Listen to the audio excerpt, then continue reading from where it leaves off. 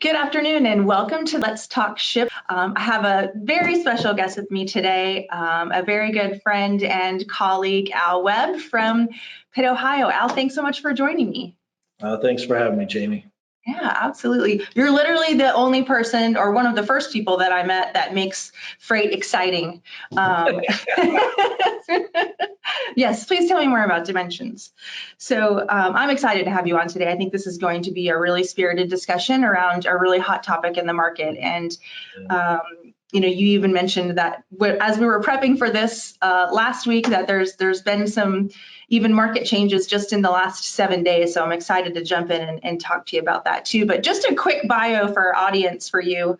You're with Pitt, Ohio, who has been a legacy regional LTL carrier, but you guys branched out into truckload, supply chain, and small package, because now you're going to market with transportation solutions, because your company was really built on delivering value to your customers over the last 40 years. And you've been with them, what, 25 years now?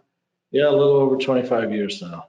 That's amazing. That's amazing. I love that longevity. And I think we're going to talk about that as probably part of our discussion today, because I think that's one of the things that Pitt, Ohio has done really well is taking care of its people. So your tenure there definitely speaks volumes on that. So let's just jump right in. So we've got 3 pillars we're going to talk about as it relates to the rise in LTL pricing and what our audience can do and how they can really leverage that, because I think even though prices are rising due to capacity, there are some important things that they should also be thinking about outside of price. So we've got 3 pillars to talk about today: people and processes, digital transformation, and sustainability, which I know is on a lot of shippers' minds as well. So let's start with people and processes, Al. So what are the things, I know you guys had some challenges you were facing, when that V happened, when the economy opened back up. So talk about how you guys worked through that and what those challenges were. Yeah, so when COVID hit, our business dropped 25-30%. And as the CDC was making recommendations and so forth, we thought the business would come back as a U. And instead it came back as a V. We saw in 1 year 6 business cycles that normally take 18 months happen, and quite incredible. And when that took place, obviously we started the year needing almost a little over 200 drivers within our Pitt Ohio network, and we had to think outside the box. We really got into a wage race, I would say. We had a national competitor come out with some very aggressive hourly rates and rates for their over-the-road drivers in the LTL market. So we had to make some changes. Mm-hmm. And unprecedented changes. Our retention rate within our group is 94%. And we take really good care of our employees, but we in the last 12 months have implemented 3 driver increases. Mm. And the last increase that we took was 2 times the normal annual increase, which is, again, unprecedented. We started with 200, but what we did was we had to go out and raise rates. 51% of our costs are tied to our labor. And when you have 3 increases, now you're talking double digits increase to that 51%. How are you going to, now not only retain, because you're in this wage war, but recruit? And the biggest change for us was our overtime. It may sound crazy to folks listening, but there's an old relic in the Surface Transportation Board where you don't have to pay overtime after 40 hours within our industry. It has to do with interstate commerce. And at Pitt, Ohio, you would not be compensated for overtime after 40 hours until you had been an employee for 3 years.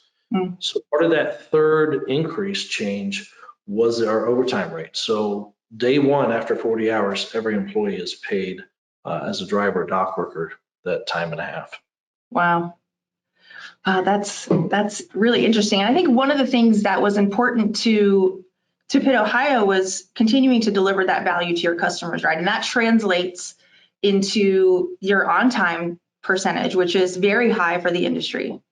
Yeah, so we saw our on-time service dip into the low 90s, which is, traditionally we're 97, 98%. But as we raised the rates, we implemented those increases. We saw that 200 plus driver need go down to less than 40 now. And so what you saw is our service start to rise again, back up to the traditional levels, and actually create some capacity within our network for our legacy customers first, and try to provide that stability that they're looking for when they come to us. Absolutely. And I think that's really a differentiator, I think, for Pitt, Ohio, and for anyone who's really looking to work with a regional carrier is, folks who are taking care of their people are going to have higher on-time delivery. The drivers are going to care about the freight that they're carrying because they care about their company that they're working for. I think that's a big differentiator for you all. Yeah, and I think it's important for our customers. We always let them know not only is the wage increases, but every employee at Pitt Ohio has free health care. And if their spouse and children cannot obtain it through their employer, then it's free for the family. So you combine that with a profit sharing program. We really look at the safety of our employees first, the health of our employees, and the financial wellness. So we have three pillars that we really try to invest in our employees to get that high retention level. We have one of the safest fleets in America, right? We've won the ATA President's Award for Safety 7 times. You can only win it every 4 years. I don't know if I care to do that, but we take pride in that. But and it's really changed in our recruitment efforts. So we've gone out and done virtual job fairs, may get 70 to 80 applicants during that fair, but after we're finished, maybe only 3 or 4 qualified applicants can have an extension of employment from us. That's a great way to get creative around hiring. And I can't remember if you mentioned this, even during COVID, you all put out some hazard pay to stay competitive too. Yeah, so our owner, during COVID was unprecedented. Our volumes are dropping, but every employee that had to come to the facility, whether a driver, dock worker, even salaried employees, they were paid hazard pay through that purple state. An investment in our ownership, he went out into the trade publications and said, my employees are going to come first and my customers come this close second, right? But an investment like that, when and we get it, some of our competitors had to cut pay and so forth, raise pay to let them know he's invested not only in their safety, but their future as well. Yeah. It was really unprecedented move by him. I love that. Investment in people, and I'm always, everything that you all do for your employees always really stands out to me, but it really speaks to why some of these increases have to happen, since it is such a large part of your costs. And I know that you all are really transparent about that with your customers. Yeah, and it also comes down to dwell time, right? So we really try, as this capacity crunch came and we're raising rates, but it's really about how can we work smarter and better together, right? If we're making a pickup or making a delivery, say our average delivery time is 12, 14 minutes, but we have certain customers who we're dwelling there twice, 3 times as long, how can we get more efficient? Because that is a unit of capacity. When we make a residential delivery, we're replacing that one delivery with 2.5 other deliveries, plus that driver's going off route. Even though our equipment can support that kind of delivery, it becomes difficult when you take away that, again, unit of capacity for the driver to be as productive as possible. Yeah. So we've had some candid conversations, whether it's on the pickup side or on the delivery side with our customers, to say now's the time more than ever to try to become efficient and work on those things that maybe we have tried in the past without success. And, and quite frankly, we've had success with a lot of our customers. That's great. Really true partnership. I love that approach. We take that same approach with our customers. Well, let's talk about the third pillar, digital transformation. I know that you all have invested in digital transformation. I think some companies during COVID were forced to do so, but you all have been working on some interesting things over the last couple of years. Yeah, so, the first initiative, if you look externally, really is our industry is very antiquated as far as paperwork. The normal process, the driver goes and picks up, gets a bill of lading, takes that bill of lading, may manually enter that into a computer system in the truck, takes it back to a clerk. The clerk then scans that bill of lading in. That bill of lading then goes to a central billing location, which is then keyed. Once it's keyed and verified, then it goes to a inbound planner, and then it finally becomes a digital document. We have really made a push for electronic bill of ladings, and have worked with some integrators out there to help accomplish that. And we've seen from about 8% of an EBOL integration to over 25% of our shipments now are generated. Provides better rating. We have a few standards, right? If you're a gold standard, that means when you've gone through several audits, there's no one touching it from point A all the way through point B. We've tried to take that approach also to big data. Averages don't work anymore when you're trying to get efficient, when you're pricing opportunities. We're really trying to drill down with our customers and get as much detailed data on consistency, on trends that may happen in their delivery patterns, and how can we align that within our operations to give the best competitive price, yet the most consistent service. And I think the third piece that we're starting to see are smart pallets, right? Customers, especially with some of the food, we don't handle a lot of perishables, but whether it's pharma and the pharmaceuticals, they're just being smarter about how they're tracking their products, especially high value. Those are some of the internal processes that we've implemented are RPAs, which are robotic process automations. So we will use, we call them robots, to go in and extract information from websites and customer portals, push it internally to give our customers the most up-to-date information. On top of that, we have injected different AI applications to read incoming emails from our customers and to automatically go pull documentation to push them out to try to reduce the labor on our customer service side. We invested in the same thing. When you've got 300 emails coming into your service center, that I can't tell you how much time and effort that has really saved our team. We're very excited about that. Yeah, and I think the third really is event notification. So we're rolling out customer by customer. If you want to know a shipment is going to be delayed and not going to make delivery, or if there was a noted damage, may not be damaged, we can now push that information to our customers. The last piece really is our delivery track, algorithmic based, where a customer doesn't need to call in for an ETA anymore. They can go right onto our website, put in the pro number, and it's going to give you an ETA once that shipment's out for delivery within a 15-minute window, about a 95% accuracy. Wow. And those algorithms are not EDI batching, it's real live. So it's going to say it's the 8th stop delivering between 12:30 and 12:45. If the driver's delayed, or if he's being able to be sped up during the average delivery time, it'll change the time to match that. We can actually take that information and push it into the TMS applications of our customers, so that can be then pushed to their customer service portals. Then it eliminates, again, the old school of calling, et cetera, and trying to be more efficient on their end, so they can be better answers and a better partner for their customers.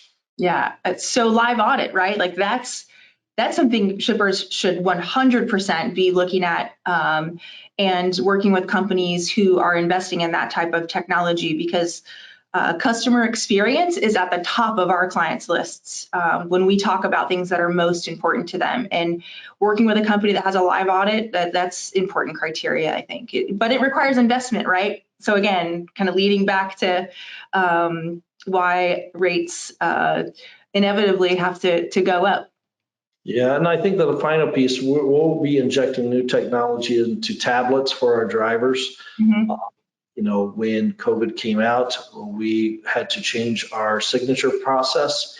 It was still paper, but we had to maintain that safe distancing. So we would ask for their name, we would print their name, we would lay the delivery receipt down, ask them to verify it again. So now with investment in some new technology around tablets, we'll be able to really go to a digital signature, which is promoting our sustainability initiatives long term.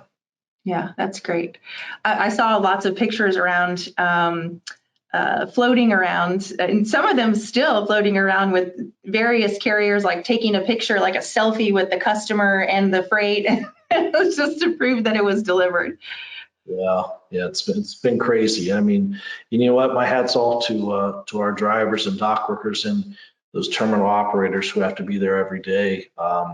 We were fortunate with some of the processes we've put in place. We never had to shut down any one of our terminals or embargo. It's just those processes paid off. Yeah, absolutely. That's great. I think drivers and dock workers and folks who really kept things moving during that time and today and going forward kind of become, or they are sort of forgotten about, frontline employees. So I agree. Hats off to them. Yep. For literally keeping things moving. Yeah. You know what? Those 3 raises, they deserve every penny. Yeah. I started at Pitt Ohio on the dock while I was in school, and through the career path that I took, I understand what those folks go through, and I'm happy for them. Yeah, me too. Me too. That's excellent. Well, let's jump to our third pillar, which is sustainability. Every time I talk to a shipper, or even it's hot in e-commerce, sustainability is something that most companies are working on. Most companies are looking to partner with other companies who are working on sustainability. It's a hot topic. So what are you guys doing in terms of investments in sustainability? Yeah, so when we look at sustainability, we look at our people, the planet, and really our purpose. We started almost 10 years ago with an initiative to become a really leader in sustainability. We started out by first our carbon calculator. It's easy to determine your carbon emissions when it's a truckload movement. Mm-hmm. So how do you produce that same CO2 emissions for a customer in the LTL environment? That's something we can do today. I think the biggest change that we've had is in our facilities. So we just opened up a new facility in Cleveland, Ohio, and we have a patent pending. We have received a patent on the microgrid that we create. So we have a patent on our solar and wind technology, whereas we harvest the energy. That facility is net zero, and then we sell that clean energy back into the grid. What's really unique and exciting is in 2021, Pitt, Ohio will power 2 electric vehicles, not through general transmission. It's one thing to have an electric vehicle, but you plug it into the wall, and that electric came from Niagara Falls or through a coal mine, through the normal transmission lines. We'll harvest that information through our building and then power that equipment from that technology that we implemented. We think it's going to be the first of its kind. And that building is also LEED certified gold. We're hoping to achieve platinum with geothermal heating, air conditioning, all the way down to the lights. I think it sets the standard for the future. But more importantly, what other technologies can we implement that can create that sustainable model? So we're a good community partner. No one wants a trucking terminal in their community. The second largest cost around our operations is fuel. So if we truly can be self-sustained and then find a way for part of our delivery trucks to be self-sustained through the energy we're harvesting, we're heading in the right direction. And I think it goes back to our employees also, right? We are investing not only in their safety through the different technologies that we're putting, but we have a health and wellness plan for them, and we have a financial plan for them. Mm-hmm. Trying to give them the best possible work environment and take away the stress that might happen outside the work environment that can create an accident or whatnot. Mm-hmm. So those are some of the things that we've really tried to be the forefront when it comes to sustainability initiatives. We're not a greenwasher. Greenwasher means, hey, we're doing this and this and this, but you're really not. Our ownership has really put a lot of investment into our buildings, our people, and now our equipment. Yeah, well, and you're right. Their sustainability can sometimes be used as a buzzword, if you will, rather than something that you're actually actively working on. And even our drivers, so the telematics in our equipment will tell a driver when to shift. And our veteran drivers didn't really accept that in the beginning, but when we measure a driver on his or her achievement for miles per gallon, it's unfair to compare someone, say, in West Virginia to someone in Columbus, Ohio, Sure. where MPGs, the landscape, the traffic's different. But we've seen over the years an increase in miles per gallon by over a mile. When you're talking 20 million miles, that starts to add up. And we've also injected not only CNG equipment, but even smaller pieces of equipment that we utilize through our apprenticeship program that are non-CDL vehicles, which reduces the emissions that we create in the community. Yeah. And I love that approach because it's and what you all have invested in. It's real, it's tangible, you're actively working on it, and your customers, I think, appreciate being a part of that. Yeah, and especially those who have sustainability initiatives that they want to partner with. We want to be the guinea pig, right? Put us out in the forefront. We're willing to make investments to partner with you to achieve ultimately what they want to with their supplier or vendor. And so it's a different road. 20 years ago, sustainability wasn't even a term, right? Something that we didn't look at. So. Absolutely.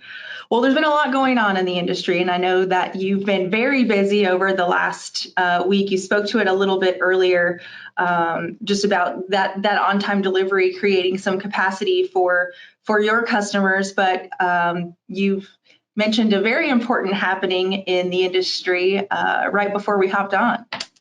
Yeah, we learned of the largest LTL carrier telling customers, because again, the stress of capacity on their network, almost 1,000 customers we've been told, some out there in the publications, around 1,400 locations, that they're not going to handle their business for a while. So we've tried to find solutions for customers when they come to us. The price may not be the same because now we're creating empty miles to create those solutions, but really now what's next, right? The LTL industry, in my career, I've never seen it like this. And there's some difficult conversations we've had to have with customers, but yet there's been some rewarding conversations where we have been able to find that little bit of capacity or that solution to keep their business running and give them that consistent service product that they need. And I think for our audience, what's really resonating here, at least for me, Al, is working with a partner who is focused on value and has similar values as your own organization, and work with partners who are going to be able to provide solutions. You may not always get the lowest costs, but you can increase that customer experience by leveraging good partnerships. Yeah, and I think ultimately, look, you can talk about technology, but relationships are key and Mhm. most important to our business. And in that transparent conversation, we're telling customers, we understand if we have to shrink our business with you, we want to maintain a relationship. That pendulum shifts right back and forth. It's going to shift back, and we want to protect those relationships, but we may not be the best fit for those customers at this time, and we understand that. But where it is a good fit, then we want to be that partner of choice that we can give them what they need. And those are conversations, especially from the sales side, you're not used to having, right? Right.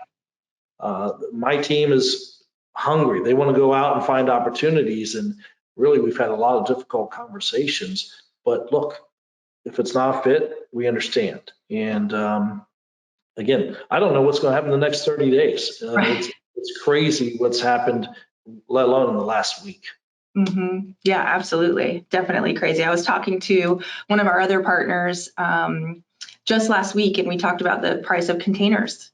Container used to cost the shipper $3,500, and now it's anywhere from $10,000 to $12,000. Just in the course of a couple of months. So it's definitely it definitely will pay off for shippers to partner and reach out to industry experts to have these conversations.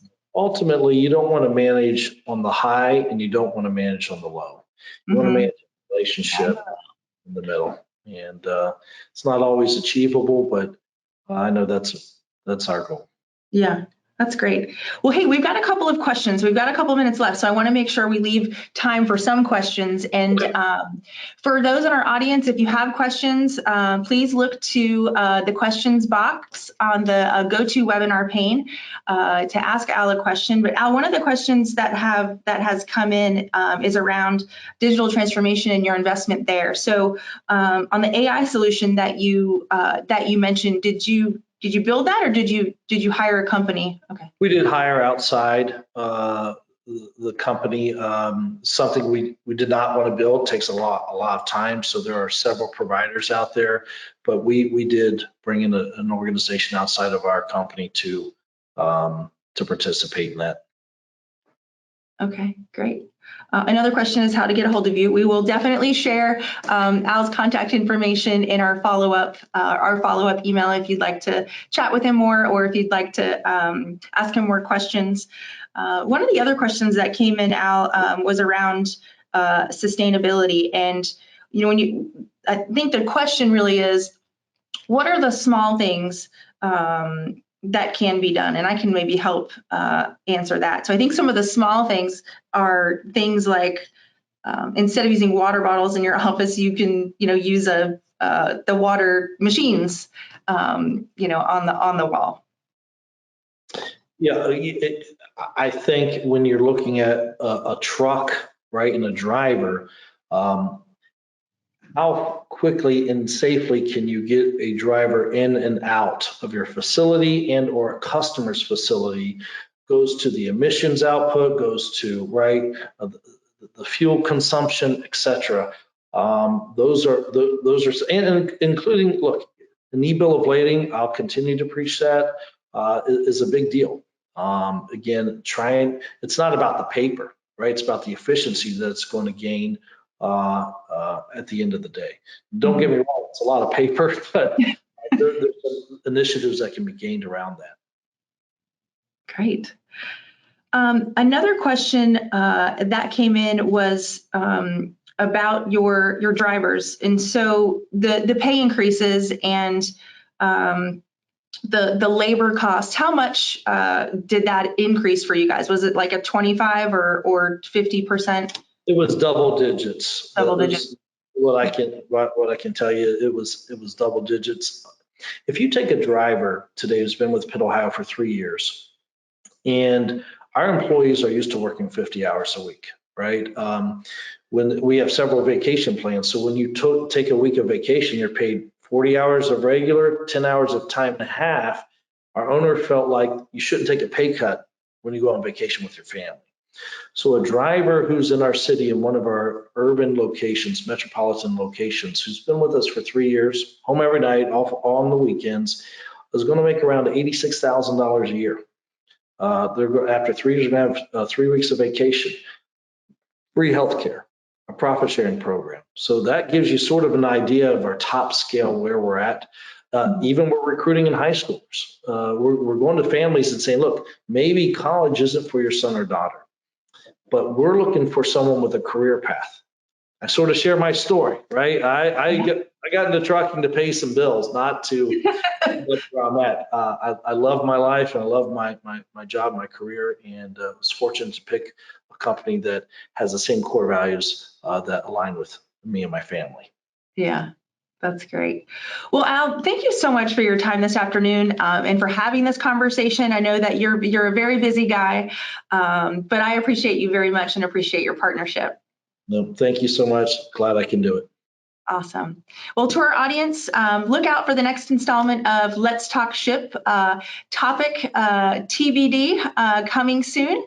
And I hope everyone has a great day. Thank you.